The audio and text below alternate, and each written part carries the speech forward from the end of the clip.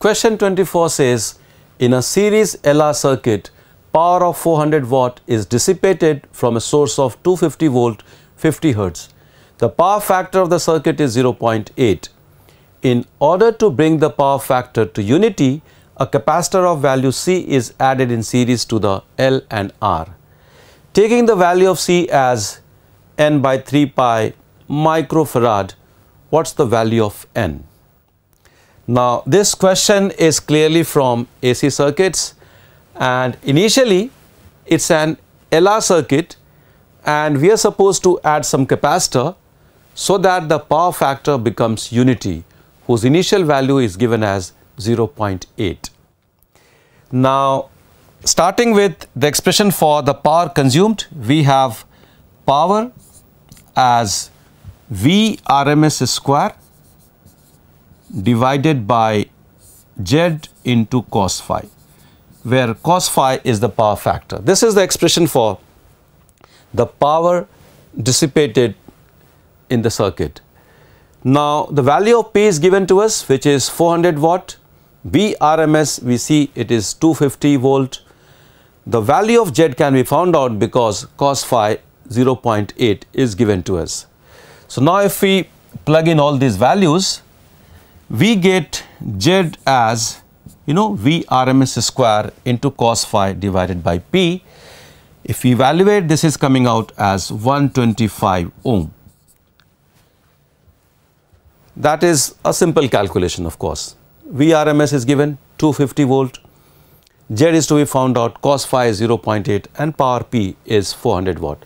So, this is as far as the impedance of the circuit, the LR circuit is concerned.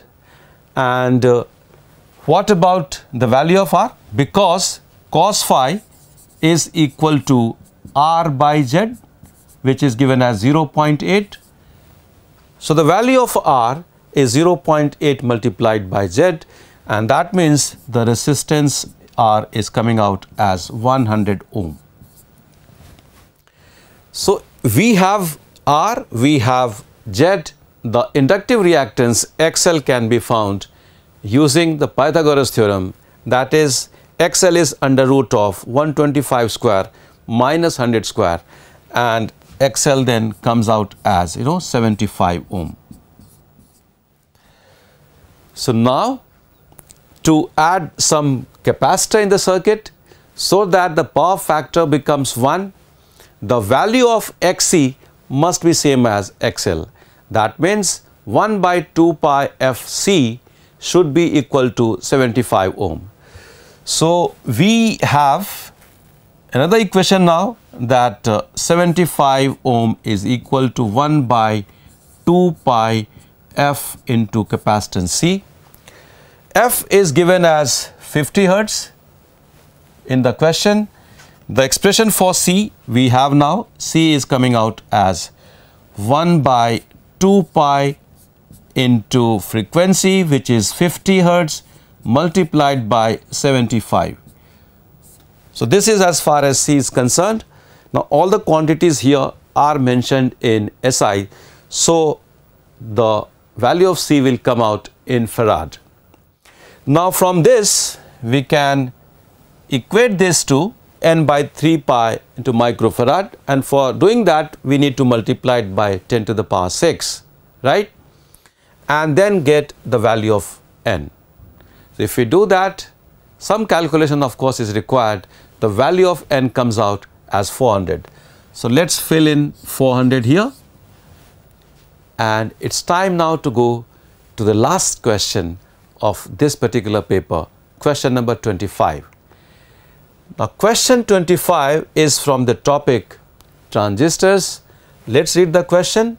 It says the output characteristics of a transistor is shown in the figure when VCE is 10 volt and IC is 4.0 milliampere. The value of beta AC is, well, beta AC, the current gain is given by the formula beta AC is equal to delta IC divided by delta IB. So, let us write it here. We have beta AC, the current gain, as change in the collector current divided by the change in the base current, delta IC divided by delta IB. And we have to find these values from the characteristics graph which is provided to us.